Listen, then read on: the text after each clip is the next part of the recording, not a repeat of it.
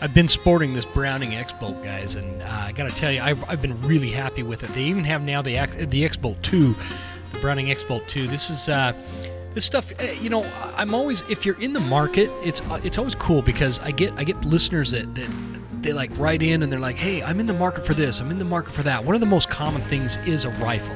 Like, what rifle do you recommend? And I don't know why they'd ask for my advice, but if you are, you can experience total accuracy with the X-Bolt 2. This Veritech stock is like adjustable. That's a really important feature with any rifle. So if you're longer or shorter than somebody else, you can adjust that stock. I love the DLX trigger. I love the weight. I love how smooth the action is on this rifle. You cannot go wrong with the Browning X-Bolt 2. It's legitimately a step up from like these over-the-counter type rifles. If you're gonna stick to that over-the-counter rifle lineup, the Browning X-Bolt really deserves a second look and serious consideration because it's not gonna let you down. I absolutely love both of mine. Check them out at browning.com. I only look for a few things when it comes to a hunting pack. And I've run a lot of different packs over the years, between my time in the military to when I was a kid running around the mountains with that Vietnam-era Army-Navy surplus one I bought, to all the packs I've had now, some very high-dollar ones to some very cheap ones. There's a lot of things I like, but the things that are important to me is it needs to be water-resistant, it needs to be good at load-bearing, it needs to, help prevent that sweat that builds up between your back and the actual pack that drives me crazy. And it needs to be functional. I like to have the proper pouches and a good belt pouch and things to set up and accommodate the way that I like to hunt. Man, I tell you what, the Mystery Ranch has achieved all those things in both packs that I have, between the Sawtooth 45 and the Sawtooth 65. You can also get the Beartooth 85 and the Marshall 105, depending on how much time you want to spend in the backcountry. I couldn't recommend this pack more. It's super functional. It's great at packing meat. It's great at packing everything that I need for the day, whether I'm guiding or if I'm just hunting. It keeps the water out. Super functional pack. Couldn't recommend them high enough. Check it out at mysteryranch.com/mysterium and let them know the Western Huntsman sent you. There exists a threat, from anti-hunting groups to politicians trying to give our land away, and we won't stand for it. Those vast western landscapes provide the space for our wildlife to thrive and a place for hunters and anglers to fuel the fire that sparks their soul. In this show, we share our love of hunting, fishing, and conservation. Here, we provide the foundation to meet these threats through passion and the grit of the American outdoorsman. Welcome to the Western Huntsman Podcast. Ladies and gentlemen, welcome to this episode of the Western Huntsman Podcast. This is Jim Huntsman, your host, coming at you from the Broken Town Studio right here in Northwest Montana. And folks, I've got a good one for you because, my buddy Michael Batease, he owns the Elk Calling Academy. He is, hold on, I'm dealing with a microphone issue. There we go. So he is actually one of the first guests to come on this show 6 years ago. He came on the show a bunch. He was a fan favorite. And we haven't talked in a while. So I'm like, man, he posted this video and I'm like, gosh, I would love to get Michael back on because we haven't talked. I love hearing you call elk. I love hearing your Wapiti Wednesdays. I love hearing all the videos that you put together on the Elk Calling Academy. And you're just a wealth of information. So I thought, man, let's do this, man. We haven't talked I think you and I, Michael, we have a little more gray in our beards since last time we talked. But hey, you know what? We're still plugging along. So all is good. How are you? I am doing great, brother. Appreciate you having me back on. And yeah, it has been a while. And on the grays, it's kind of funny. There was a picture that popped up, a memory from 6 years ago. And it was I think it was the first date with my wife and I, and she was like, "Oh, babe, look at how much darker your goatee was, and look at how much darker your eyebrows were." And I'm like, man, way to make a guy feel great after 6 years. Or is that how you kindly say, crap, you're looking old? So I don't know. My wife claims that she likes it. She likes the gray that I'm getting in my beard, but I feel like I'm starting to look like Robert E. Lee or something, a little Santa Claus-esque. No, go with the Richard Gere Distinguished Gentleman. Oh, I like that. Yeah. Yes. Good call. Yeah. So Is he distinguished? I don't know. he was before the news release of the not so nice things, but we won't go there. This is a hunting podcast, not that podcast. But yeah, no, good to be back. Good to talk to you again. It has been a while, and yeah, looking forward to this.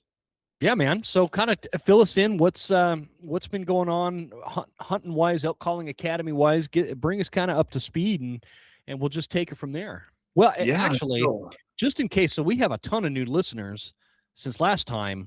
Maybe just give a brief little, hey, I'm Michael Batease, and I'm a good elk caller kind of thing. So I am Michael Batease. I have been fortunate to work in the hunting industry over 20 years now. My career started, being a pro staff member for Primos, and back then it was called Bugling Bull Game Calls. It's now Rocky Mountain Hunting Calls. I was Rocky Jacobson's right-hand man. Did that with Rocky for 10, 11 years. And then branched out and or separated. And several years ago, I started Elk Calling Academy. I actually had somebody come to me that wanted lessons, and they were willing to pay for the lessons. And I was like, no, you don't need to pay. I've taught all kinds of people. And he was adamant about it. He was like, your time away from your family is important. And so I said, okay, well, let me think about this. And then I got to thinking about it, and I was like, man, you can pay for dance lessons, guitar lessons, drum lessons, all this stuff. Why? I'm sure there's people that would want to pay for elk calling lessons, because I remember what it was like when I was learning how to use a diaphragm reed. We just had the back of the package to read, and usually you were more confused after reading the back of the package than you were before you even started. And so yeah, I started Elk Calling Academy, and it kind of grew over the years from the one-on-one lessons, morphed into Wapiti Wednesday live Q&As, which were public broadcasts. And then in about 2019, 2020, kind of took it off the public side, created an online course, still did the Wapiti Wednesdays, but it was all behind this pay-to-play gate. And so did that for quite a few years. And then here in 2026, it started feeling more like a job than sharing a passion. And so I was really thinking about what I wanted to do with Elk Calling Academy, because there's a lot of other groups that have popped up. And I was sitting there and I was like, I'm just going to shut it down. I'm done. And I was having this conversation with my wife, and I'm like, it's just, the fun's not in it anymore. And then all of a sudden I was just sitting there and I was like, well, wait a minute. You've already recorded all of these videos for this online course, this tutorial. You have all the work. So why not just get rid of the website, take all those videos, transfer them to YouTube?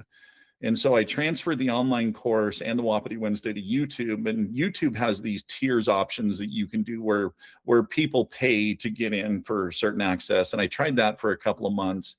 And then I was like, you know what? Nothing's changed. It just switched from a website to YouTube. And then finally I just went in and I was like, Elk Calling Academy started to help people shorten that learning curve and become better at elk hunting and elk calling. I'm going to give this back to the people. So I removed all the paid access. Now, every single video, the whole online course instructional videos is 100% free on YouTube. All the Wapiti Wednesday live Q&As that we recorded for the last 4 years is all free on YouTube. And last week, I went live on YouTube and Instagram at the same time, and I think it's probably been 6 years or more since I've gone live on both at the same time. And that's gonna be the new thing. It's gonna, Wapiti Wednesday live Q&As are coming back. It's not gonna be every week. It's gonna be every other week. And so we just did it, this past Wednesday. And so 2 weeks will be. So if anybody's interested, they go to the page. subscribe to the channel and make sure that you turn on notifications so that way you're clued in. So basically, I am an open book to anybody. There is no subject with elk hunting that is taboo because I got to worry about paid patrons or anything. It's you got a question, come to live Q&A, let's talk about it. You got a video you want me to record, and I do have a bunch more videos that I'm going to be updating and adding to the online course this summer. So that's another advantage for subscribing and hitting notifications is getting those new updates, because elk calling and hunting has kind of evolved just a little bit. Isn't that interesting too? Like I always thought when I first started, for example, School of September, we're talking 6 years ago, right? I was like, yeah, and I mean, you've been a professor or whatever we call them on School of September many times, and right. I thought back then, I'm like, man, at some point we might run out of stuff to talk about when it comes to elk hunting and calling in bulls, and it just doesn't, man. It's just there's always evolving stuff that's taking place. People are learning new things. The elk are adjusting to different circumstances, whether it's like wolves are moving in or moving out or whatever. Elk numbers, for example, that's a big one right now. And I always take a lot of flack for saying this, but the elk numbers in the areas that I hunt between Northwest Montana and North Idaho have improved quite substantially over the last few years. And there's a lot of people out there that are always like, oh, you're full of crap. They haven't improved. And it's like, no, dude, I'm telling you, they have. Here's this magical little thing that you have to do to figure it out. You have to get out of your truck. Yeah. You have to like leave the road. But if you leave the road, you're going to figure it out, and you're going to be in this club that knows about it. Yep. But man, I always start recording and talking. My throat gets all clogged up. I don't know what's going on. Yeah, that's why I had to grab a bunch of water. But yeah. No, you're exactly right. And the cool thing is there's so many different ways that you can hunt elk. I mean, you can call, you can spot and stalk, you can spot an ambush, you can call an ambush, but also too, how elk behavior changes from year to year. Because what a lot of people don't realize is, they'll hear in the news, oh, the Pacific Ocean is in an El Nino pattern or it's in a La Nina pattern. And they're like, who cares? Well, if you're an elk hunter, you do care, because where we live over here on the western part of the U.S., that El Nino and La Nina affect how much water and moisture that we have, which affects how much feed is out there in the mountains for the elk. So if you have a really wet year with a lot of feed, the elk are going to be spread out more. And so it seems like they're just going to be everywhere. But then the next year on a dry year, your water's more concentrated, your feed's more concentrated, the elk numbers are more concentrated. So in your area, maybe last year when it was wet, you had 25 small herds spread all over. Now it's a dry year and you have 8 larger herds that it's like, holy crap, we got to go find these guys. But when you find them, your bull to cow ratio is incredible and it's a lot of fun. So every year it's a different thing, not only just with the weather, but hunting pressure. We always talk about the 5-year high. And I don't know if you've noticed this, but the area we hunt, every 5th year, we have an influx of people. It just all of a sudden, it's like, where did everybody come from? Yeah. And it's crowded. I've noticed that. I've noticed that. Yeah. Yeah. And it's that 5-year high. And then you're fine. This past year was our 5-year high. Was it, you feel like it was just more crowded than years past? Is that's kind of, I've never really had that discussion but you're right. It's kind of like, like on my dad's ranch, that whole thing about every 7 years, the rabbits peak out, right? Man, there was a lot of truth to that. There were years where, it was about a 7-year cycle where you'd never see rabbits. And then a few years go by, man, they're everywhere. And so, apparently that's like the case with hunting numbers, huh? It is. It is. And usually it's because somebody caught a decent bull on a trail camera, or somebody shot a good bull during an archery season or a rifle season, and they talk about where it was. And that's one thing that's funny is, you could be at a 3D shoot or in an archery shop or whatever, And all of a sudden you overhear somebody talking about, man, I was up road 389 on Birch Creek, and holy crap, we got into this giant 7x7 that was screaming.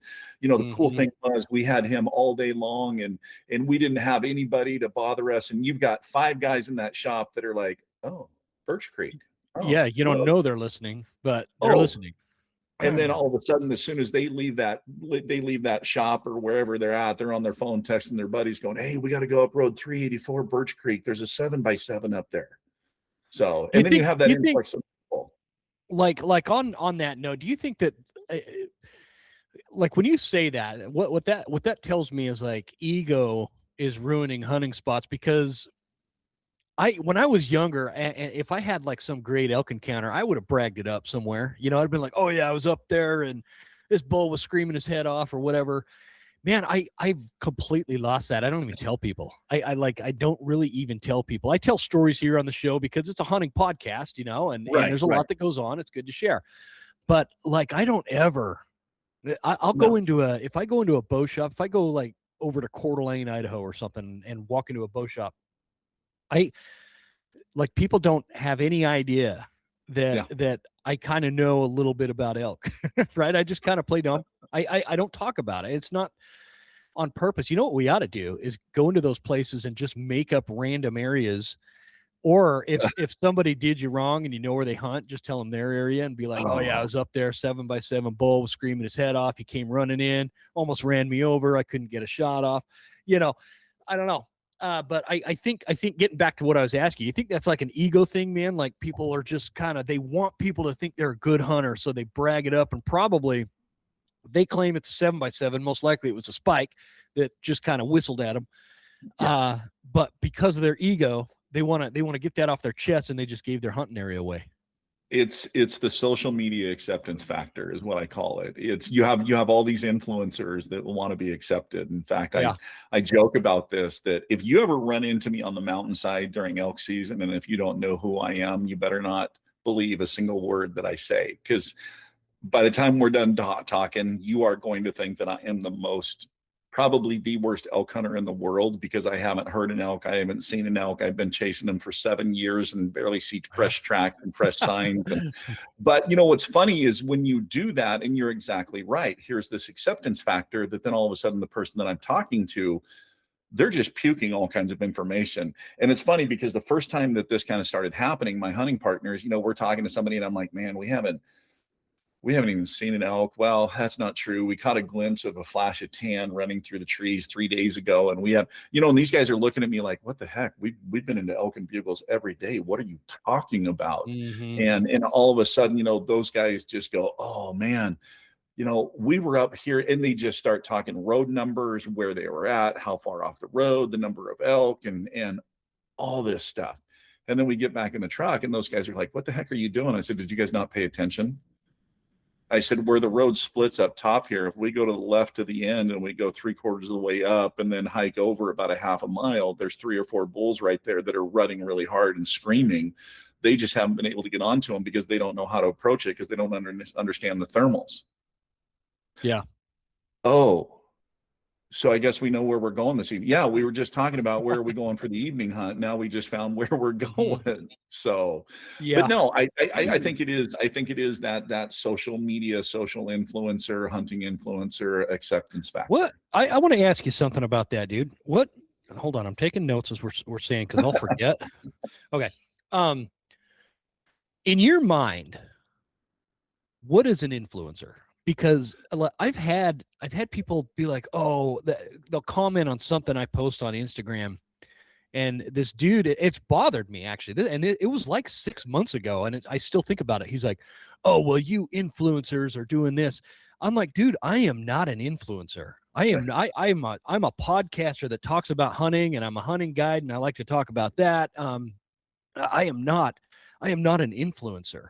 In your mind, what makes it so that like some of these big Instagram pages or whatever, I'll bet you've been called an influencer. What, in your mind, are you an influencer? And if so, or if not, what makes an influencer? I always do the longest questions.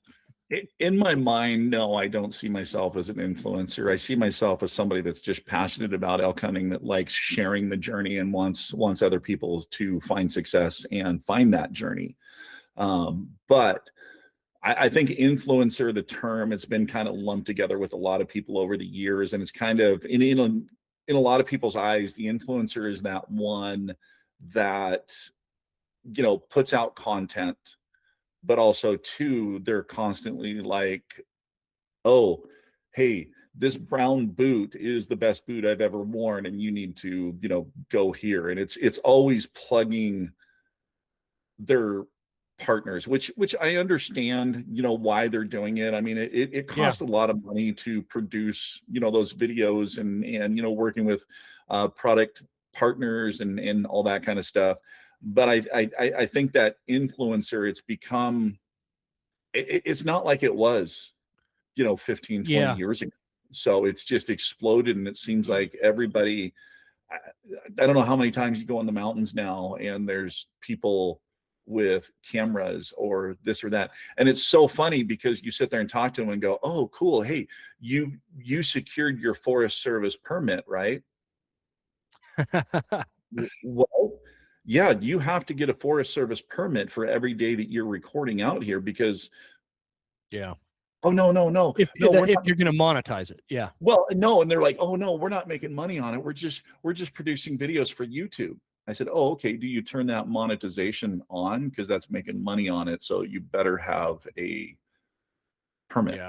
So but that's true. I always forget about that. I film a little bit of, but I'm just filming for clips. I don't put anything on YouTube. I've made one hunting video. It was a spring bear hunt over a bait, and most of it was me driving up and down the road talking and showing people how I set my bait side up. Because I mean, what do you film? What do you? I'm sitting in a blind waiting for a bear to come into my bait site. What do you film? There's nothing. That'd be pretty boring. But I always look at it, man. I always think like, influencers are those that seek to do that, and like they want to be known as an influencer, and they seek to like make a living at it or something. Right. And so, and I think that's why I kind of took offense to that, because I've never had the intention to make this podcast my full-time job. It's not. There's way too much time that I'd have to fill. I enjoy talking hunting. It's not how I make a living. The show's gotten way bigger than I ever thought it would. And so, I get paid for ads and whatever. And it makes sense because I do put a lot of time and effort into it. But I mean, the money that I make, man, is beer money. It's not I could not like shut down my company and just be like, a podcaster by any means. Oh yeah. But I do get some cool free gear though. That part's cool. It is, and getting to play with a lot of that stuff, and so, but I think that term influencer, everybody just gets lumped into it. So I was just blown away by that because I talk smack about some of the because there are some annoying hunter influencer types out there. They take advantage of people. They're full of crap. They have like a new brand that they're promoting that week or whatever.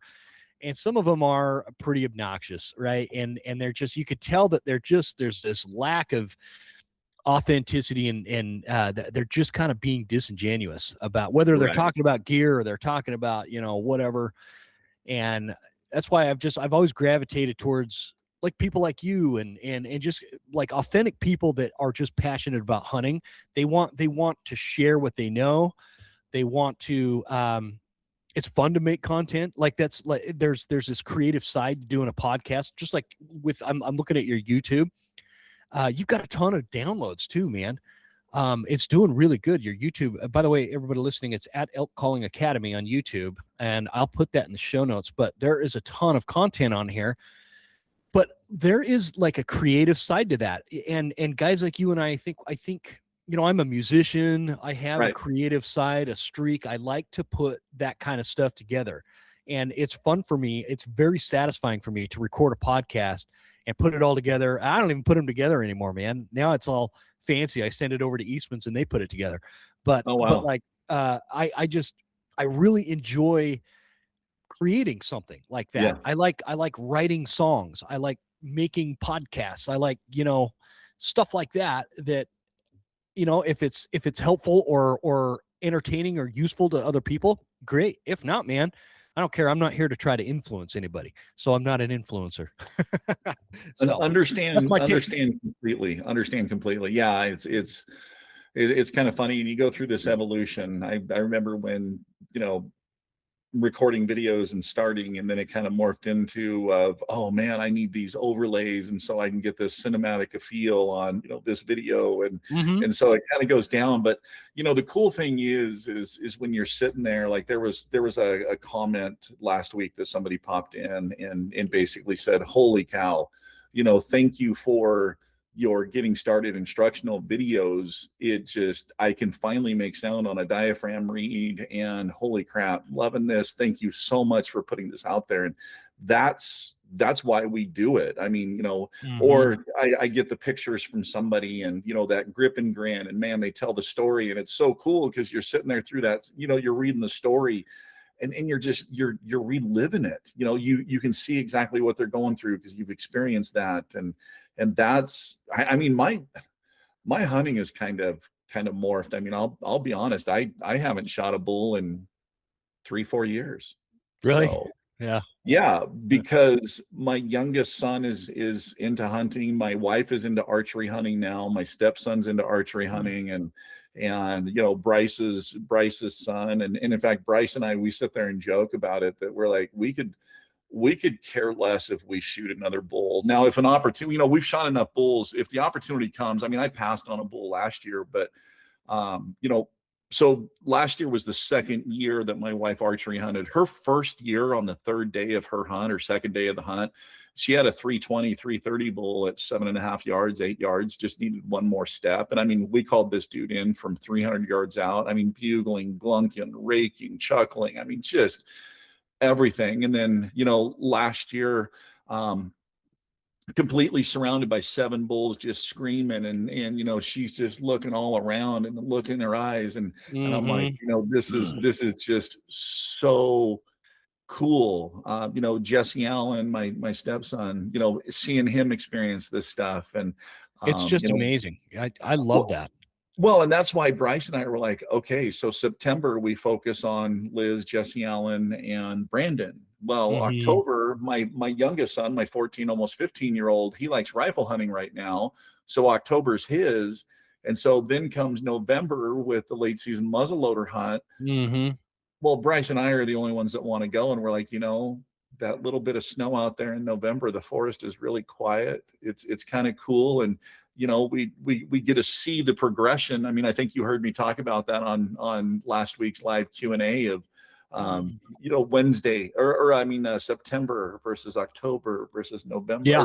November, and that seeing how the forest transitions and the elk behavior transitions. But Bryce and I are like, yeah, we'll focus on you guys October or September, October, and we'll go have our fun in November. No, I love that, man. That's a lot of.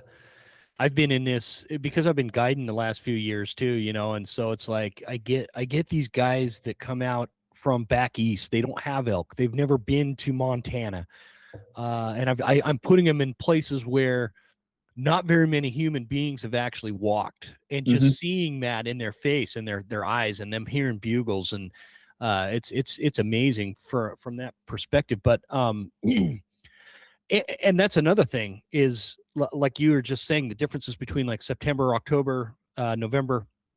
Montana has this big long gun season that runs all the way through November for elk. I've learned a lot from that. I've really learned a lot from being out there pursuing elk with a rifle. Usually I'm almost always guiding when I'm hunting elk in November, but it's just a lot changes from the behavior, their vocalizations, to where they're at on the mountain is very different. But man, I've kind of really grown to love it. And you'll never pry me out of September archery season, but I really enjoy, especially because I'm guiding, and I'm like, I don't care if I shoot a bull. I care that my clients shoot a bull. I care that my daughter, like my girls, are really into it. That's not true. I did. My buddy Rob and I that I guide with, we put in first. I think we're gonna draw. We have like a 95% chance to draw this pretty spectacular tag this year in Montana. So I'll be hunting, and that'll be an archery hunt. Okay. Him and I are going to go do that. But outside of that, I'm totally just focused on hunting clients, my daughters, whatever, buddies. But speaking of that influencer thing, I just mentioned my buddy Rob. Like, there's all these really great hunters that put out some really great content on the social channels or whatever. Rob is like a caveman. He doesn't even know what Instagram is for the most part. And it's not like he's an old man. He's actually like a year or two younger than I am. Yeah. But he is hands down and by far the most skilled hunter I have ever spent time in the woods with. And he's just absolutely an animal, because he just lives and breathes this stuff. And he doesn't like, you'd never know it. Yeah. I remember him and I were, I don't remember where. It might have been a church or something. Somebody was asking him something about elk hunting, and he's like, "Oh, elk hunting's a young man's sport," or something like that. I'm like, "Dude, you're 43, man. We just went 7 miles up the freaking Cabinet Mountain Range yesterday. Like, come on." And he's just an animal. And so, I always have respect for guys like that. He's a quiet, humble, really good, skilled hunter, and I have to drag him onto this show every once in a while because he's got really good information, but he's just not a big talker, and so he's hard to have a podcast. But I'm going to get him back on. Anyway, I don't know where I was going with that, other than some of the best hunters nobody's ever heard of. Yeah, nobody's ever even heard of them, and you won't, and that's like never going to change, No. So anyway, it's really interesting. What's the goal with the YouTube? Like, is it you just want to get this information out there, and because there's some dynamite information in these videos, and do you have like a larger goal or whatever you're trying to pursue with releasing those videos? No, basically the goal is just to help as many people as possible, learn. And what really made me think about this was last year on our elk hunt. We actually had some guys come into the area. Remember, I said it was the 5-year high. There was a group that came into the area, and they chose their camp spot up on the ridge that were right where the elk live, right in travel corridors. Because we always hunted from the bottom up, and I was like, where did all the elk go? They're always here. Why are they gone? And so we kind of started doing a little bit of recon. And I said, well, let's go up top and see what we can find. Well, yeah, we ran into groups that were up there that, they didn't understand about thermals. They blew the elk off the mountain. They boogered 3 or 4 of our setups. And so I'm like, okay, so the goal is to educate, so maybe I don't have as many setups ruined, that people don't blow elk off the mountain. They understand. And in fact, I think the first Wapiti Wednesday live Q&A I did after that season was choosing your backcountry camp locations. So don't camp where the elk live. Don't I know, camp. man, that drives me crazy. That happens. There's this one camp in this spot. Well, this is on the North Idaho side. Man, these guys, they come from I don't know, Minnesota or something. Anyway, they're out of staters, and they come, and they have no idea that they're doing this, but they camp at this saddle where the elk the rest of the year, when they're not camping there, that's where the elk are at, right? They're always crossing right there, and they set up their camper and all this stuff. They totally displace them. Whatever. I know where they go. So you want to know what's funny is Camp Low. So this group actually, I think, is one of those wannabe influencers that we talked about, because they are on social media.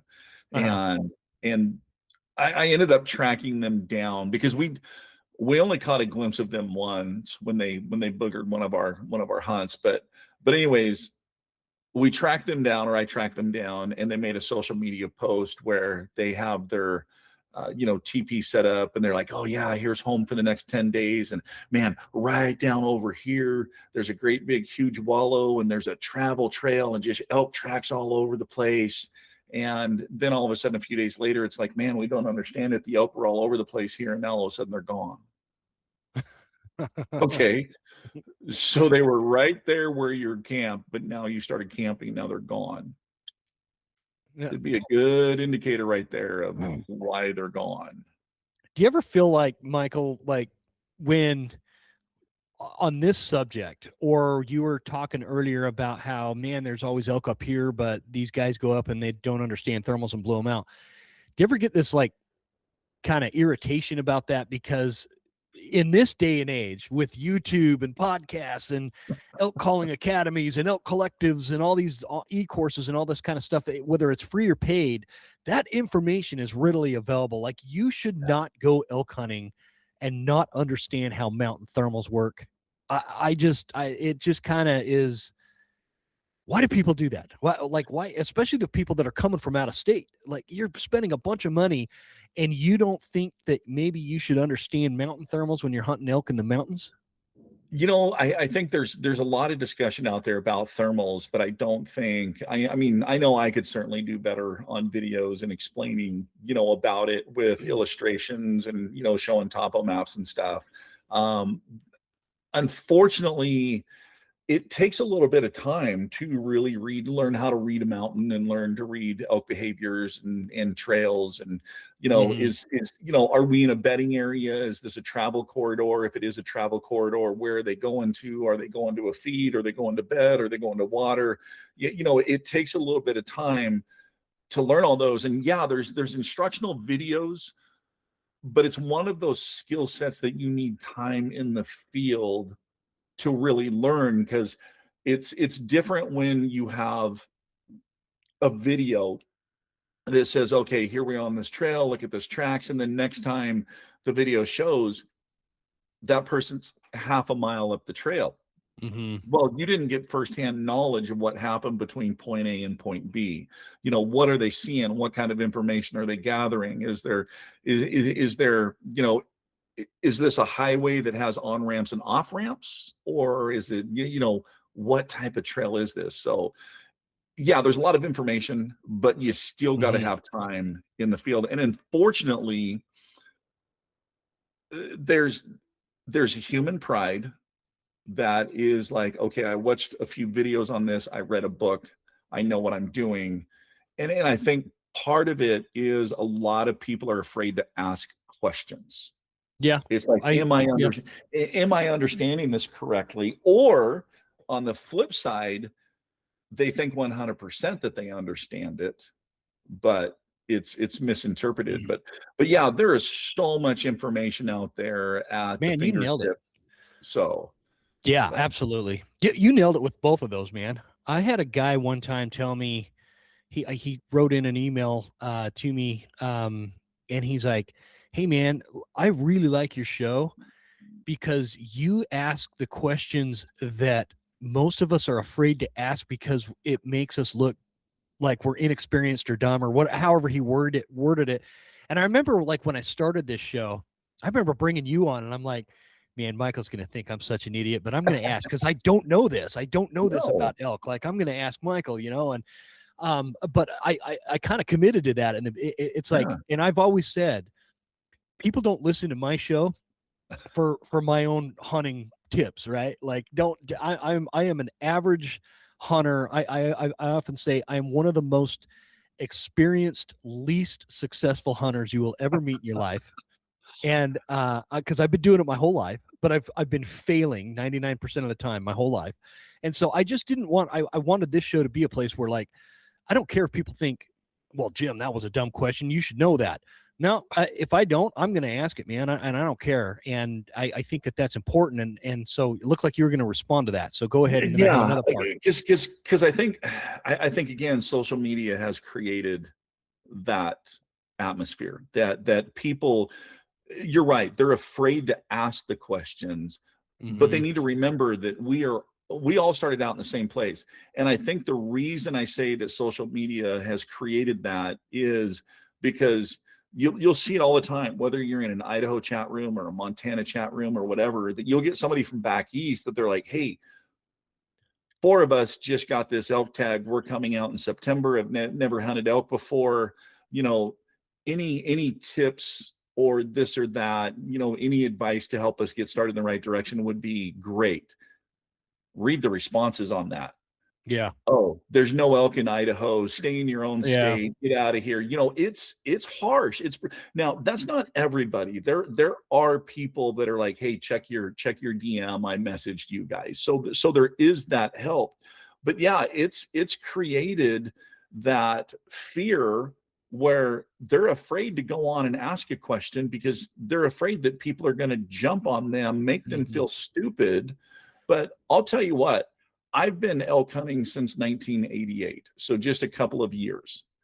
I still make mistakes every year. It happens, especially early in the season, that we'll make mistakes and we'll just laugh about it on the mountainside of, never made that mistake again. Nice one, dumbass, and stuff like that. So, I mean, it happens. But yes, people need to be able to feel safe to ask questions. That's the only way that they're going to learn. And so, and again, that's another goal. That's an intent of turning Elk Calling Academy back to the people, is giving that safe space to where they can come in and ask questions. Yeah.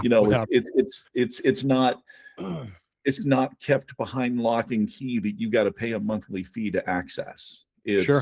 No, let's give this information and help as many people as we can. I love it. I love the concept of that because I think that's one of the big, I've been hunting since the 80s as well, man. And it's like, we didn't have YouTube back then. We had Primo's videos and Eastman's videos, and stuff like that. But there's a big difference, There is. And there's also kind of a danger in that too. Like, you take 2 weeks worth of hunting elk and you kind of pick the key moments in all that footage and you put it into a 20-minute elk hunting video. Yep. I don't know, man.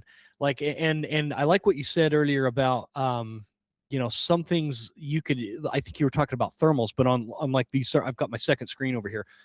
If you had like a thermal video, there's only so much somebody's going to get out of that. Where they're really going to learn is actually on the mountain, that instinctual thing, being on the mountain with your wind checker and constantly checking the wind and watching how the elk move through that is how you learn mountain thermals. Because you're right, man, there's just instinctual things that I know thermals are going to do on a mountain that I can't really explain on here. I can't and there's so much to it. Like a dark cloud will do this, and there's just, I don't know, experience is key. Yeah, that you're exactly right. That dark cloud come in, and man, you feel that temperature drop 5-10 degrees, and all of a sudden the wind changes direction. Or the other thing too is, they get on the mountainside and they kind of hunt the same places all the time, and all of a sudden they get there one day and they go to bugle and they're like, holy crap, there's just no echo. That air is just really heavy, and they're going all day long, and they're like, man, we just can't buy a bugle. And well, have you ever looked at the barometric pressure? Have you noticed that the barometric pressure is up above 39 and it's really heavy? And I mean, that's one thing I did early on. I wanted to know why is my bugle not echoing? Why is elk not responding? And it's those little things of how the barometric pressure affect, vocalizations, or a hot cow versus a non-hot cow in the group, and how that group's going to be really vocal one day and quiet the next. Really windy day. Why aren't the elk in their normal patches? Where do they go on windy days? These are all things that we can talk about, but until somebody in their hunting area really studies a map and looks and, okay, this is where they go when it's windy, and this is, we can talk about it and we can say things to look for, but they have to do it in their area to find those specific pieces of the puzzle and understand why. Yeah. I think you nailed it, man. Especially, those windy. I always get my butt kicked on windy days, man. Windy days are tough. But I'll tell you what, tough. I get my butt if you know where the elk go, on the windy days in your area, it's, to quote the man from Snowy River, you can swoop in with a butterfly net and just. Yeah, I'm sure that's true. I see. That's another thing. I have not figured that part out. When it's windy, I always feel bad if I'm like guiding on that. It's like, man, we're gonna give it hell, but I don't know where the heck these bulls went, and whatever. So if you have an area, if you have a draw that's a fairly deep draw, that not much tree, but is just packed full of buckbrush, the chaparral, go in there on a windy day and see if that's where the elk fled into. Okay. All right. I will remember that. I'm making a note. There's a little hidden tip behind that, because that's usually where we find them. Yeah. So it's usually on that northeast facing slope that, it's down. It's not their atypical dark timber bedding area. So, because what happens, what a lot of people don't understand is, elk basically want to see you first, hear you second, smell you third. So the problem is, when it's real windy, you have all this movement with leaves and grass and everything. They can't focus on movement because everything's moving. Also, the sound of the wind. You've heard the wind through the trees, so that affects their hearing. So, and the smelling, I mean, that wind is really swirling and whipping around, so they can't get constant. So that's why they're going to dive into these areas where they're protected from the wind, so that their survival senses can still work. So that's what you're looking for. You're looking for those areas that block the wind, get out of the wind. And yeah, like I said, when you find it, and it's crazy, I remember the first time we looked down in there, and it's like, I ain't going down in there. I mean, this chaparral is 8-9 foot tall. I mean, you basically feel like you're going to have to crawl on your hands and knees, because we've done that before in areas. We got down into that draw, and there was so many elk highways that you could just walk upright getting through that stuff. And it's just the wall you have to get through, right? You got to get through the wall to get into it. And once you get into it, it's like hallways and corridors, and it's like, man, the beds and the trails and the powder, and there's a little creek blowing through it. I'm like, they don't have to go anywhere. They got everything they need just right down in here. So interesting. Okay. Well, see, I always say, if I can get a really solid nugget out of each episode, I'm doing good, man. I like that.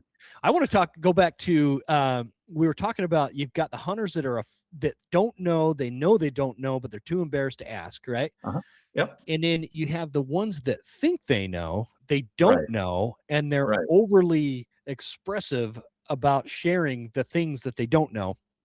I share this because I know a guy I used to work with was very much like this, and what was bad about it is he was a super nice guy. He's just like this real nice guy, but for years, he'd go spend all this time in the September archery woods, and never killed anything, and just like had all these stories and he'd be all excited about, well, man, I was so close. Here's what happened. And he'd walk me through. He's like, I don't understand why I didn't actually end up killing a bull. But, and as he's telling the stories, it took a long time for me to realize, man, this guy, he's a nice guy, and he's really vocal about what he thinks you have to do to kill a bull. But man, he doesn't know what he's talking about. How do you gently get through to people like that? Have you found a way to like pull them aside and say, hey, brother, very gently, yes, I need, I don't think you understand. How do I make you understand? I don't know. You know what I'm asking? You put it into a story. So you don't basically just sit there and go, oh, you're wrong. It's, you sit there and go, man, you know what? I was in that same situation this one time, and, I did this, and this, and man, we were fortunate that we harvested the bull. And we've been in that same situation a couple of times and done the same thing and harvested. Have you ever tried that approach? And then all of a sudden they're like, oh, well, no, I never thought about that. That's a really good idea. So you don't minimize them or make them feel less, inferior. You're not knocking them down at all. You're putting it in a way that you can get your point across of, you should probably do it this way, with making them think like, oh yeah, that's a really good idea. Oh man, I want to try that. So yeah. Yeah, that's a good approach, and that's for the ones that like are worth doing that with, because you also that group you can kind of break that one down into two, where you have the super nice guys that think they know what they're doing but they don't, and you want to help them.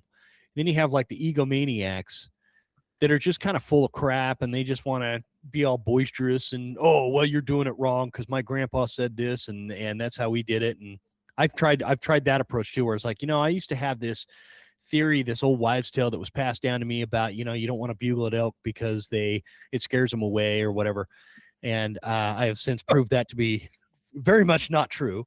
Right. Tell a guy that is just real stuck on that, like, oh, well, my dad said this or my grandpa said this, and because he said it, it is the gospel, man, it's just hard to break through to those guys. I don't even know why I care either. Yeah, no, yeah, the whole call shy elk discussion. So it's that one just absolutely cracks me up. I love hearing people say, oh man, no, you don't bugle where I hunt, because if you bugle, the elk will just run the other way. I'm like, so you're talking about a herd animal that is extremely social and vocalizations, and the bulls actually bugle to attract the cows in order to mate and repopulate the species. So when I hear somebody say, if you bugle, elk run the opposite direction, I just get in my head of elk just pinging all over the place, because they're running away from each other bugling too, right? Because Yeah. That's what this guy said. If you bugle, elk run the other way.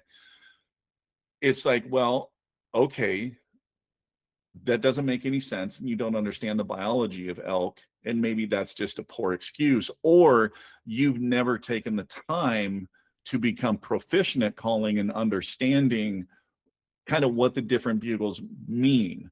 I don't know how many times I've sat there and talked to people and they're like, yeah, every time we bugle, we just, the elk just end up going the other way. And I'm like, if it happens that they have calls, and I'm like, oh, well, just, okay, show me what you're doing.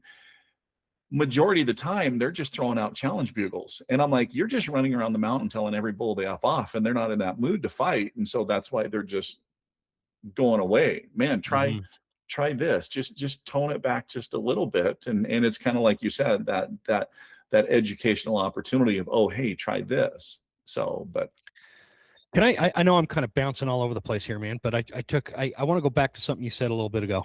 Okay. Is that cool? Yeah. Barometric pressures. You said, if they're above 39, Yes. The reason why this really interests me, Mike, is it's so funny you say that. I really geeked out on this when it comes to fly fishing, right? And what the barometric pressures and different climate conditions do to the fish in the water. Yeah. How does that apply to elk, man? What did you mean? Like, do you got to know your barometric pressure? Well, what do you need to know about your barometric pressure when it comes to vocalizing elk? It's pretty easy. I mean, typically from my experience, if the barometric pressure is 39 or above, it's just not a very good bugling activity day. And what does that look like on the mountain? Does that mean it's a sunny day, warmer, barometric pressure is higher? Usually barometric pressures will rise and fall as storm systems come in or leave. And so typically the barometric pressure jump up when you have right before a system kind of comes in a little bit, and then it kind of stays up high, and then it'll drop back down after that storm leaves. So, they can feel that pressure, and they know. And the reason I think it's kind of quiet is they kind of start getting into their little hidey holes. We're going to get out of the storm. We're going to go hide from this. They're still doing their normal activities. They're still traveling. They're still feeding. They're still bedding. They're still doing all that stuff. They just aren't that vocal. The other thing too is when that barometric's heavy, you don't get that good echo. And that's one of the things that I've noticed is when you have a dead day like that you're not getting echo, you don't get much responses back either. I've noticed that too, man. It's just like out of place. The bugle that I just made sounds out of place and unnatural because there's no echo. Yeah. Pardon the interruption, but let's take a quick break to hear from our sponsors. A couple things I really love: American-made products and bow hunting. when you can put the two together, it just makes sense. It's a great combination, especially for me. I love this Easton Archery 6.5 bow hunter arrow. I've been pulling that thing back for a long time with this arrow and send them flying all over the place. So, guys, Easton Archery is a great partner for the Western Huntsman. It fits our values. It fits everything that we believe in. And American manufacturing is back, and it's ready to take over again like it used to be and how it should be. Whether it's hunting arrows, target arrows, components, stabilizers, accessories, you can shop it all, build your own arrows, whatever you want to do. Check it all out at eastonarchery.com for a full lineup, or check out your local retailer because they're probably going to have them too. Again, check it out, eastonarchery.com. Love these guys. Thanks for listening. Thanks for those who support our sponsors. Let's get back to the show. We are back. We have made it back. So, yeah, barometric pressure. And the cool thing is, you know, there's a lot of smartwatches out there now. There's phone apps that, you know, you can show you weather trends. Mm-hmm. And there's the simplest way to tell if barometric pressure is rising. Birds and squirrels. They go quiet. They go quiet. You ever notice that? It's like, man, when the birds and squirrels are quiet, you can't really hardly buy a bugle also. Yep, absolutely. So, yep. But then as soon as that barometric pressure starts dropping, all of a sudden you hear birds start going again and squirrels chattering. And then, man, and in fact, that's what happened that day where I was talking about where we were surrounded by 7 bulls. It had been raining, and right there, like the last 45 minutes, the rain stopped, the cloud came open, the sun came out, and man, the forest just came alive. But a lot of people don't pay attention to that. So it's like the forest is extremely quiet, and you made the comment, oh, that bugle didn't fit. But it's so funny that people will not pay attention to their surroundings. The elk aren't extremely vocal, the birds aren't vocal, the squirrels aren't vocal, but they are doing this rut fest on the call with max volume, and it's like you do not fit in with the rest of your surroundings. Yeah, man. So, I hear that a lot. I'll be down in some hellhole drainage or something. and it's quiet like that. And what I'm doing usually when that happens, I go down low and I find a wallow and I sit on it. Mm-hmm. And you know, something like that. And but almost every time somebody's way up on the road, 500 yards above me, driving down the road, and they're just screaming their head off like they're, you know, like it's a rut fest, like you were saying. You know, one of the things I love about doing this podcast, man, is the cause and effect, and like putting like the experience with maybe the science and meshing those together. Because I just talked about, I don't remember who I was talking to, but it'll be on an episode that comes out before this one. I just talked about like my favorite time to hunt is right after a storm moves out, right? It's my most active, excuse me. Something's in there. Anyway, right after that, those clouds move out, passes through, man, the elk just kind of go berserk. And I've just, for me, like that's an experience thing from like years of doing this. Okay, we're going to sit through this storm, let it pass, and then we're going to start calling, right? But I've never had the scientific reason why it's so good. Well, and you're kind of giving us this piece of the puzzle. I like to know the why. I always like to know the why, and I always kind of figured it had something to do with barometric pressure or whatever. But I've never like had somebody explain it like that, you know. And so the cause and effect, it makes sense. Let's take this a step further. Let's put it into human context so that people can understand it. And really, the people that are going to understand this are parents, and here's why. So you talked about it. You love hunting right after a storm. Parents love it when a storm clears too, because what happens when that storm is there? The kids are stuck inside. They can't go outside. They can't ride their bikes. They can't go do anything. They can't go run in the yard. So they are stuck inside. And a lot of times what happens as soon as that storm breaks, the parents are like, go outside, run off, burn off some of that energy. Well, the same thing happens with the elk because the elk a lot of times huddle down during those storms, especially if it's really windy too. So then when they get that little break, they come out. And so then there's that activity, you know, calves are running around. And so that's kind of what it is. I mean, they're still going to do their everyday things with feeding and water and rutting and breeding. They have to. I mean, that's just their survival. It doesn't matter if the sun's shining or it's raining or this or that. It does affect how much activity and where they're at, because those areas typically where they go to get out of that weather usually has everything that they need in that little pocket. It has the cover, It has the food, it has the water. They don't have to go very far. It's all right there. So, and that's the other thing, that a lot of people aren't hearing any sounds because they're in areas where they typically find elk, but not where elk go when that barometric pressure changes or where they're pushed because of a storm. Now, if it's not a huge barometric pressure change, they're pretty much going to stay in their same patterns because they know it's not going to be a huge storm and it's just going to pass quickly. So, or it might just shut down for a little bit, kind of like an afternoon thunderstorm that rolls in real quick, and you just have that quick cloud burst, and then an hour and a half, it's gone, it's passed, and sunshine and the birds are all singing again.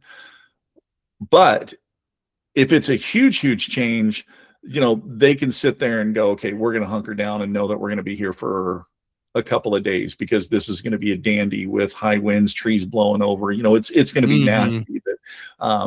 They don't really want to be out in that stuff, just like we don't either. But once that clears, because they've been locked down, you're exactly right. That can be a fabulous time to be out there because it's so good. And it's not just good for calling elk. Like, it's good if you're deer hunting in November or if you're bear hunting in May. Absolutely. It's just a good time to be in the woods pursuing animals is right after that storm moves out. Even turkeys, man. Like, they'll be on fire right after in the spring, funny that you mentioned turkeys. So have you ever heard of Cluck Custom Calls? Okay, so Cluck has been in the turkey world for a few years now. They just started producing elk calls last year. I was kind of curious, so I bought some of their elk calls. Man, they are the best calls I have ever used. So, so I use elk calls produced by a turkey call company. Yeah, it makes sense, man. I use turkey calls made by an elk call company. So I mean, it's that's awesome. I one of the frustrating things I'm actually. It's kind of the same in Idaho, but Idaho's turkey season opens 2 weeks earlier for youth hunters. I think it's 2 weeks. I don't know. One week. Is it 1 week? Okay. Yep. They don't do that in Montana. Like, nothing opens for turkey until in this area. It might change in other parts of Montana, but where I'm at, they don't open it until the 15th of April. And dude, I got turkeys just like out in my yard right now, strutting around like they're going absolutely bananas. It's a turkey rut fest, man. Oh man, that's so cool. It's so hard. I'm like, what is it? I got 4 more days. 4 more. They got to hold in there for 4 more days, and then they'll leave my property and they'll be on some other private land that I won't be able to access. But whatever. Are you gonna? Do you do a lot of turkey hunting down there? How? Not as much as I used to. I used to do it quite a bit. I had some really, really good spots. Unfortunately, I made the mistake of taking the wrong people into those spots to help them get their first turkeys, and so now those spots are ruined. Yeah. So, but no, we'll get out there, sometimes, because it's one of those things where we've been inside all winter long. We're kind of going, we got the spring fever. We're ready to get out there, but part of it too is springtime in the mountains, there's a little critter out there that I absolutely just hate, that gives me the creepy crawlies just thinking about it. And ticks. I can't stand. You don't like ticks, huh? No. And in fact, it's funny, anytime that we're going out, man, you will see all of our clothing hung in the garage, and I am soaking that stuff in permethrin to repel those ticks and stuff. No, it's and in fact, to me, turkey hunting, I kind of take the same approach to turkey hunting as I do elk hunting, with locating and setups and all that kind of stuff. We get out and we do it a little bit.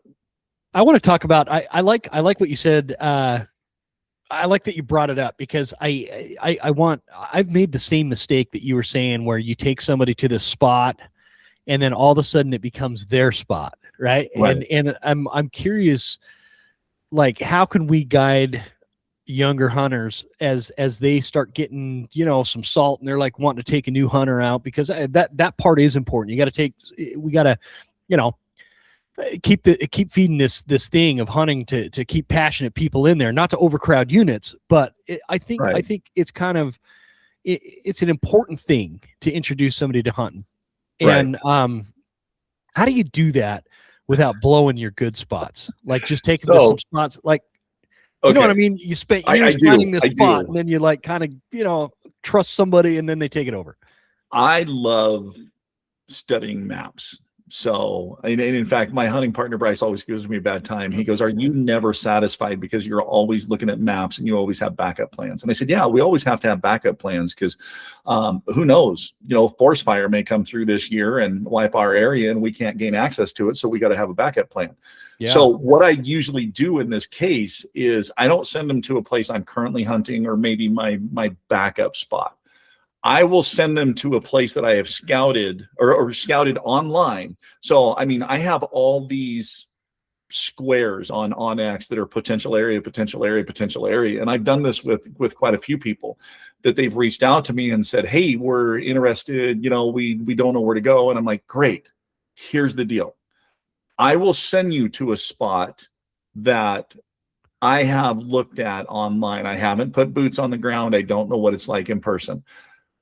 I will send you there, but you have to report back to me what you see, what you find, what the hunting pressure is, what the animals are like." So in essence, I'm helping them go to a spot, but I'm also using them to scout that spot while I go elsewhere and scout. So I can get information from much larger areas. And there's actually been times where it's been like, "You know what? Hey, really cool. Glad you guys had a great hunt. That spot's yours. Enjoy it. Good luck." Just because I don't have plans. Now, if they give me really good information, then it's like, okay, you can keep hunting there, but just know there may come a time that I may show up in that area and start hunting it myself. So. Yeah.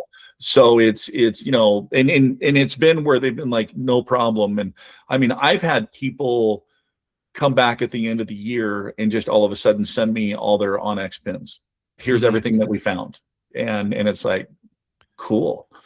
Well, yeah, there's another spot that I didn't have to go spend the energy to scout, because I had another area that drew my attention more. But yeah, we always like going into new spots, and so that's a great way that you can help new people get into it and potentially find a spot of their own. Yeah. Yeah. Because I think that's a really important thing. If you're helping somebody, especially if you're helping them get into like elk hunting, in my opinion, it's less about at first learning to call and learning, how to hunt an elk. And it's more about learning how to find elky areas. Yes. And I think that, man, I've noticed this all, and I've actually been guilty of this in the past, where like I'm hunting somewhere that just doesn't hold elk, but I think in my mind it's going to have elk in it, because it looks like it's going to have elk. And that's something that, over the years you start developing. Like, I've gotten pretty keen as to, I know where the elk are going to be. I can always find elk now. But back in the day, I spent like 3 seasons. I remember this bull, this big old bull, man. From the road, I saw him go trucking across this open face on this drainage across the way. He's like 1,000 yards away or something. And because I saw that bull, I hunted that south-facing open face slope for years. I just thinking that bull was going to show back up, because well, what had happened is that bull was just kind of traversing through. He heard my truck coming and trucked off.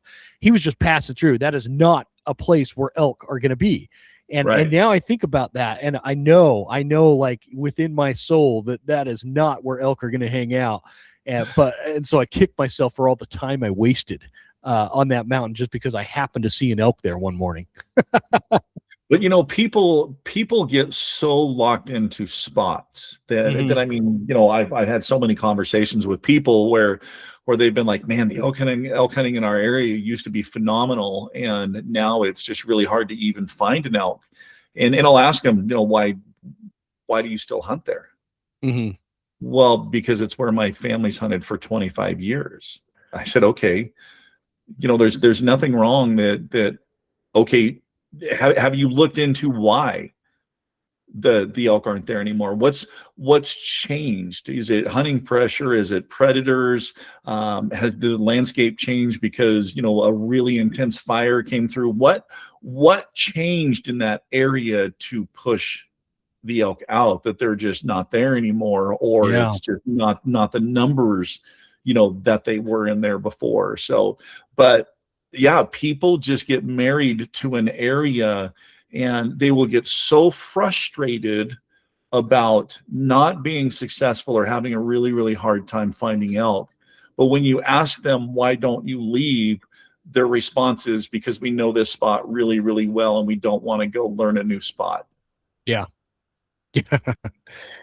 So you're going to be totally fine with not notching any tags. I mean, you just got to pick and choose. You like that spot so much. It's like the weatherman. It's like the weatherman. 60% of the time, it works all of the time. I don't think you're giving the weatherman way too much credit, man. I mean, come on. I'm a roofer. I really pay attention. That I think it's more like 20%. No, this was that movie or the Anchorman. The Anchorman. Oh yeah, the Anchorman. That's right. What is that? Yeah. That Anchorman show.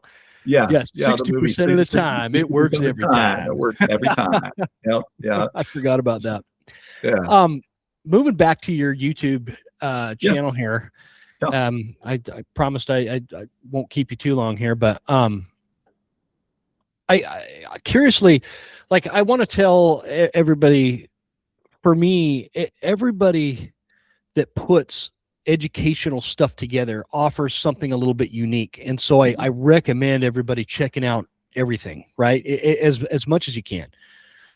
On yours, one of the most, let's see if I could find it. I have to pull it back up here. One of the most helpful videos that really struck me and I've applied in the field that really helped me is learning how to do your breeding sequence.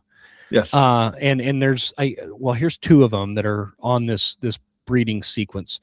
In your mind, is there one video on your YouTube channel that really stands out from a standpoint of, man, if every hunter watched this, it's going to be a really impactful tool to have in their mental toolbox when they're out there? The interesting thing about this one, so first off, if people want to find this, they go to the Elk Calling Academy YouTube channel, go to playlist, and then it's the Elk Calling Mastery Blueprint. That's the online course. So they could, and I mean, a lot of people heard me on podcasts for years talk about the breeding sequence. And it's kind of funny because right after I made that announcement of turning everything public, 2 days later, I got an email from somebody that was like, I was just getting ready to sign up for your course because I do one course a year. I've listened to you for years. I was just on there. I've heard you talk about the breeding sequence, and I just did a search and I couldn't find it. And I was like, what? Well, I'm so glad that they emailed me, because there was 4 or 5 videos that I forgot to change from private to public. Oh, and the breeding sequences were those. Now, the breeding sequence is great because it's going to explain what it is, and it's going to talk about the sounds that are within the breeding sequence. Mm-hmm. But then you kind of need to go from that, and then you need to go to the breakdown of the cow vocalizations and bull vocalizations for each of those sounds to understand what sounds are within the breeding sequence, and not only how to do them. And that's one thing that sets the Elk Calling Mastery Blueprint apart, is I teach all those cow vocalizations and bull vocalizations not only on just a diaphragm read, but I teach them on external bugles and external reed cow calls also. So if there's somebody that cannot use a diaphragm because of dental work or allergies or whatever, they can still go do all the sounds with external reeds and still do these calling sequences and all this stuff. So, so is there one video that is really going to benefit them? Absolutely. And that would be all of them. Nice. So just watch all of them and you'll be a way better elk hunter. I like it. I mean, Well, it's free. It's because they're all tied together. So Yeah. because in the calling sequences we talk about the individual sounds. Like the location sequence. Mm-hmm. The cow to calf communication, just the location bugle. The breeding sequence is this is what we're doing with the buzz mew and all that kind of stuff. Oh, I see. And you've got actual organized playlists too that help for guys that are not super smart like me. Yeah. So like the Beginner's Guide to Elk Calling, that's a playlist. Elk Calling Mastery Blueprint, that's the actual full course playlist. Yes. And then you've got a playlist for Wapiti Wednesday Q&As, gear reviews. Yep. So the Beginner's Guide to Elk Calling focuses on somebody and that was the very first calling series or video series that I ever did.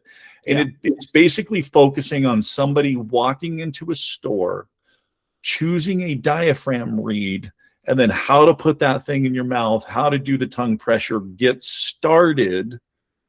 And then that's what the Beginner's Guide to Elk Calling is all about. It's just kind of that very, very first introduction. There's a little bit of that in the Elk Calling Mastery Blueprint, but not as much. Then the Elk Calling Mastery Blueprint takes you from that to all of a sudden, okay, we're making a sound, to now the high to low drill, the low to high, the different drills to start formulating and making elk vocalizations. And then we go into all the elk vocalizations. This is what it is. This is what it means. This is how to do it. This is why you do it. And break all that down. Sense. I think, that's anybody listening to this that is just getting into, maybe you're going on your first elk hunt this year and you want to call, you really should watch that. How many videos are in that series? I think it just told me there's like 10 videos or something. Yeah, in the Beginner's Guide to Elk Calling. Yeah. Oh shoot! Hold on, I'm looking. I got it. 15. There's 15 videos. But then you get into the Elk Calling Mastery Blueprint. And there's 90.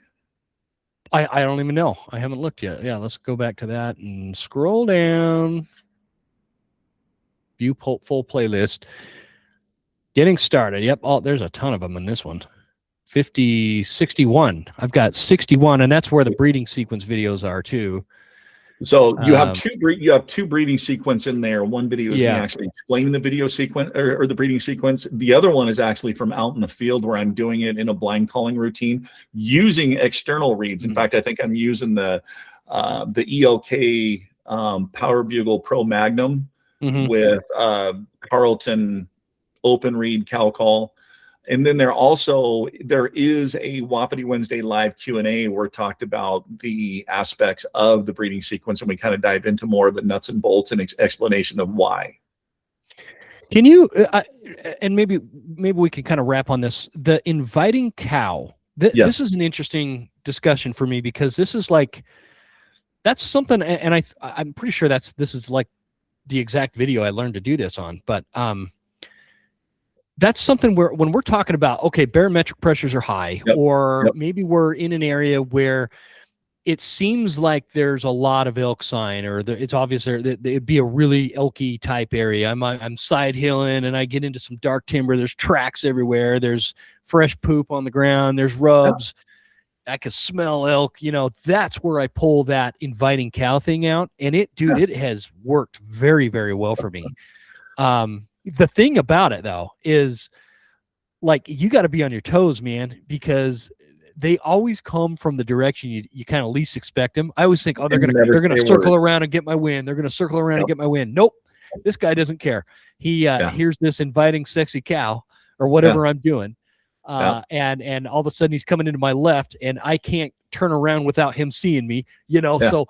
But it creates a lot of encounters for me, whether I'm guiding or just hunting. Explain to us kind of what your theory is behind that and when to use it. So the inviting cow routine, basically, and the reason I call it the inviting cow routine is because every sound within that asks for something. It either asks an elk to call back to me, respond to me, or it asks an elk to come to me. And the theory behind it is it is a lost cow. It is a cow that's separated, that is basically just searching.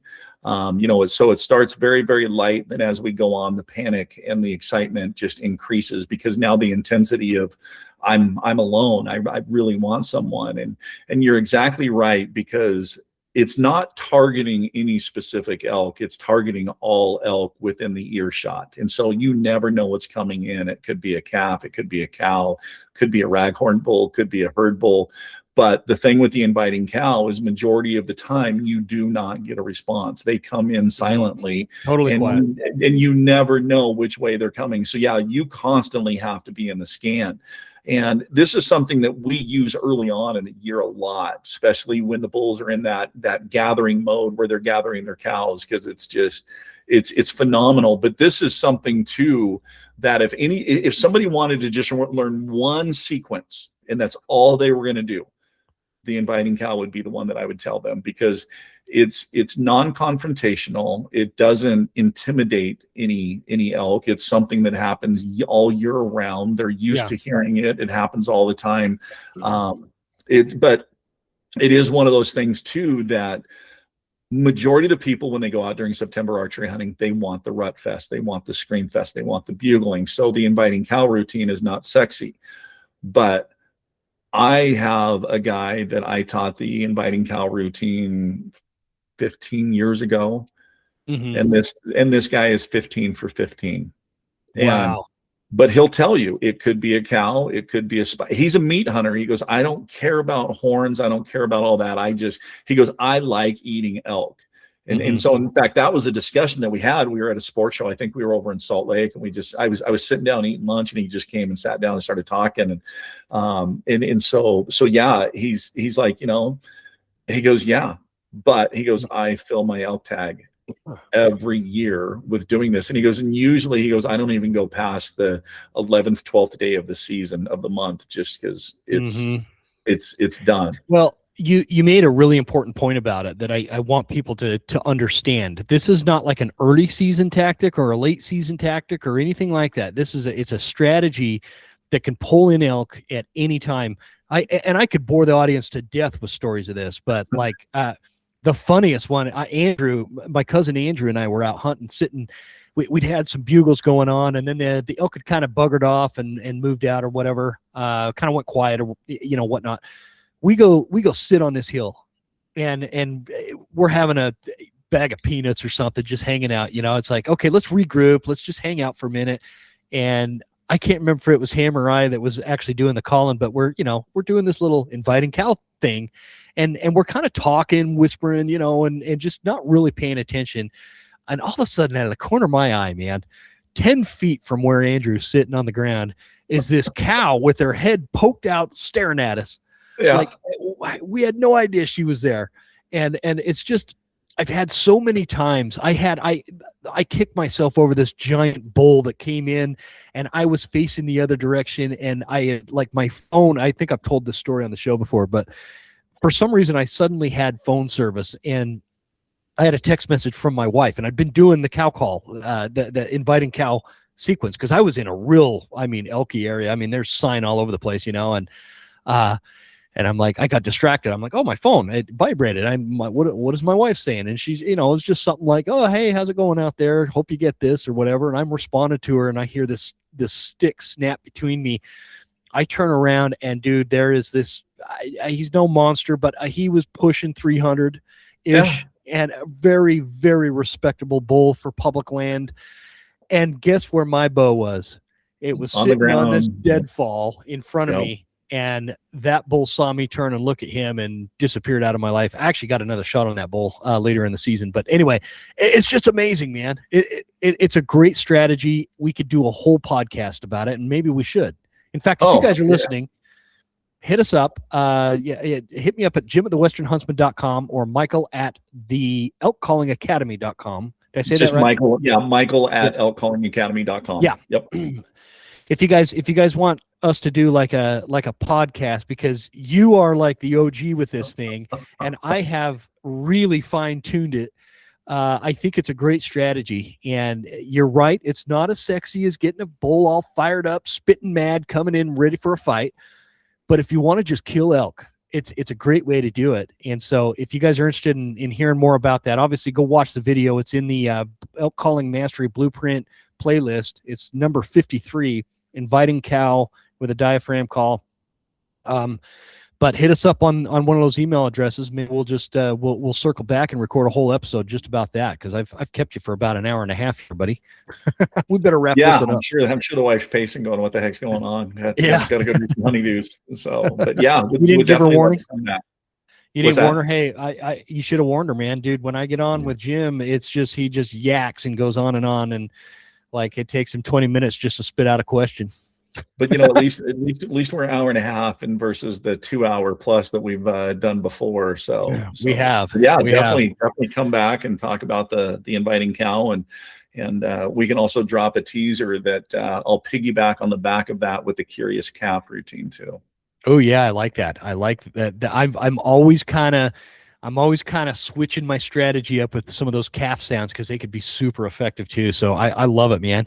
Well, Michael, it was really good to catch up, dude. It's got to be what, 3-4 years since you came on the show? Yeah, at least that. It's been a while. Absolutely. Yeah, it's been a lot of fun. Glad to reunite and talk some outcoming with you, and always a pleasure being on your show. Heck yeah, man. I just appreciate it. Thanks for coming on. It's you're just always a wealth of information, and people always get a lot out of it. So thank you. Perfect. Appreciate that. Thank you. Before we do that, again, guys, the YouTube channel that we've been talking about, that's going to be in the show notes, as well as the Instagram for Elk Calling Academy. So make sure you guys check that out. And once again, thank you to Precision Pay, Easton Archery, Browning, Mystery Ranch, and Loophole Optics. I think I covered them all. Thank you to Phelps Game Calls for the School of September sponsorship. And guys, thanks for tuning in. I really appreciate you guys out there listening and keeping this show alive, man. It's been a long time. Thank you. Appreciate it. Thanks, everybody. Enjoy.